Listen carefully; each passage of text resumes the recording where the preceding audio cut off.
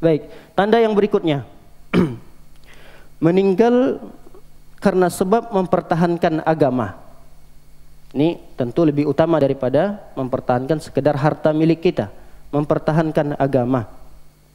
Meninggal dalam mempertahankan agama ini sangat banyak sekali contoh-contoh yang bisa kita dapatkan.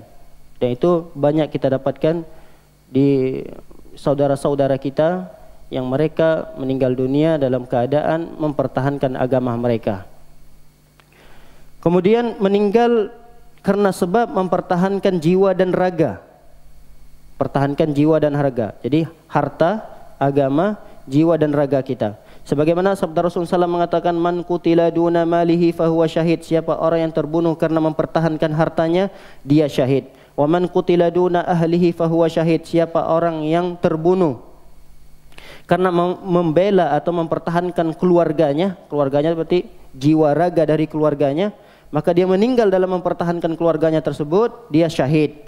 Wa man qutila duna dinihi fahuwa syahid. Siapa orang yang terbunuh karena mempertahankan agamanya, dia pun syahid. Wa man qutila duna damihi fahuwa syahid. Siapa orang yang mempertahankan darahnya untuk tidak diteteskan, dia mempertahankan jiwa dan raganya untuk tidak dialiri darahnya, maka meninggal dunia dalam mempertahankan itu, dia termasuk dalam kategori syahid.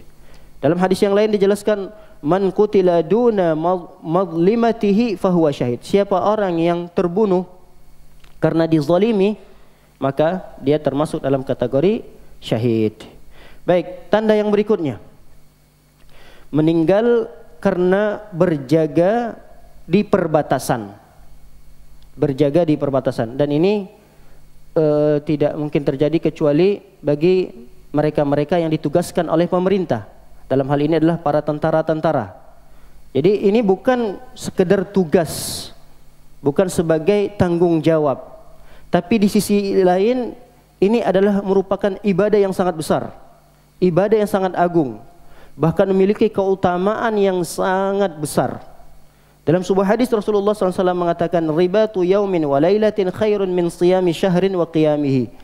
Ribat, bahasa hadisnya adalah berjaga-jaga di perbatasan, adalah ribat. Ribat, kata Rasulullah SAW, yaumin, hanya satu hari satu malam. Jadi kalau ada seorang ditugaskan untuk berjaga-jaga sehari semalam saja, 24 jam, maka itu lebih baik daripada puasa sebulan. Dan di siang hari dan di malam harinya dia mengerjakan sholat malam semalam suntuk selama 1 bulan. Ini keutamaan ini tidak mungkin diraih oleh orang-orang biasa seperti kita. Dan kita ketika ingin mengalahkan pahala orang tersebut, kita harus mampu berpuasa selama sebulan lamanya di siang hari, di malam harinya kita mengerjakan sholat semalam suntuk. Bayangkan, sholat semalam suntuk. Dari setelah selesai isya, kita berdiri sholat malam sampai menjelang waktu subuh. Berapa jam itu? Berapa jam? Dari isya sampai subuh, berapa jam kira-kira?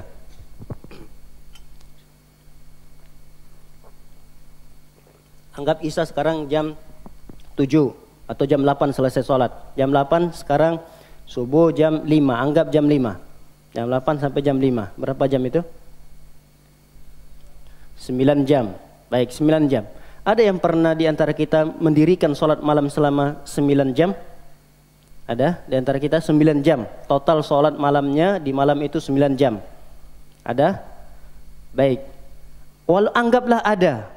Anggaplah ada. Berapa hari? Sehari, semalam, 2 malam, 3 malam, sampaikah sebulan dia merutinkan itu? Tidak ada. Ternyata tidak ada. Nah, para hadirin dan hadirat makanan oleh Allah SWT, pahala orang yang berjaga-jaga di perbatasan sehari semalam itu tidak bisa dikalahkan oleh orang yang berpuasa sebulan lamanya di siang hari, di malam harinya dia sholat malam semalam suntuk. Menunjukkan bahwa menjaga keamanan, menjaga keamanan di sebuah daerah atau suatu negeri, ini adalah keutamaan yang sangat besar. Keutamaan yang bukan dianggap sepele oleh para ulama. Sehingga di zaman-zaman Rasulullah sallallahu alaihi wasallam orang-orang seperti ini betul-betul diperhatikan. Jadi orang-orang seperti ini juga tidak dibiarkan begitu saja. Oleh karenanya sekarang kita dapati bermudah-mudahan kaum muslimin untuk melontarkan ucapan-ucapan yang tidak baik terhadap para aparat-aparat kita. Padahal mereka itu siang dan malam menjaga keamanan kita. Belum tentu kalau mereka itu tidak ada, anggaplah mereka bubar. Bayangkan seperti apa yang akan terjadi pada rakyat dan termasuk kita yang ada di dalam negeri tersebut. Mereka berjaga-jaga di perbatasan dari serangan musuh.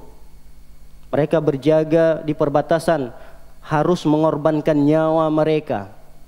Tapi terkadang kita tidak mensyukuri nikmat tersebut. Kita hanya tahunya bisa tidur, beristirahat, bisa bercengkerama dengan keluarga. Tapi di samping itu kita tidak tahu bagaimana pemerintah memikirkan dengan sekuat-kuatnya untuk menguras tenaga, menguras pemikiran bagaimana agar rakyat Indonesia ini bisa aman, termasuk kita yang tinggal di Bekasi ini.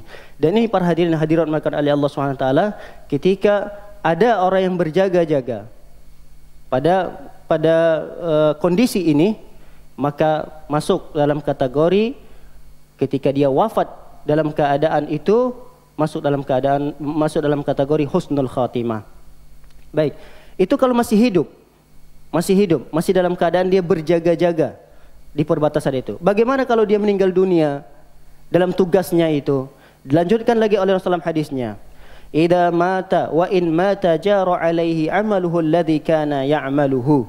Dan apabila orang yang berjaga-jaga tadi meninggal dunia akibat dari serangan atau mungkin tertimpa sakit lalu meninggal dunia karena tugas itu, jara alaihi amaluhu alladhi kana ya'maluhu, maka Allah akan berikan pahalanya terus mengalir dari amalan yang pernah dia kerjakan selama hidupnya. Bayangkan, amalannya terus mengalir selama dia hidup. Dia pernah mengerjakan amalan apa misalnya? Salat 5 waktu, bersedekah, berpuasa. Lalu meninggal dunia, amalan ini pada hakikatnya terputus. Karena Rasulullah menjelaskan dalam sebuah hadis, idza mata ibnu adam inqata amaluhu illa min thalas. Anak Adam apabila telah meninggal dunia, terputus amalannya. Tidak ada lagi pahala salatnya, tidak lagi ada pahala sedekahnya, karena sudah tidak mengerjakan amalan itu. Kecuali orang yang meninggal dunia dalam keadaan berjaga-jaga di perbatasan.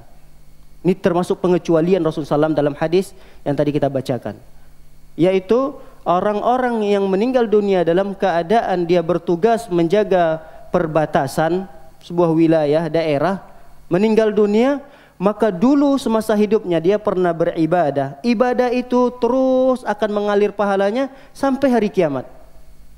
Jadi kalau seandainya dia meninggal dunia, jarak antara meninggal dunia dengan hari kiamat itu anggaplah 1000 tahun, maka 1000 tahun ini pahalanya terus dialirkan oleh Allah Subhanahu wa taala dari ibadah yang pernah dia lakukan semasa dia sehat dan masa hidupnya.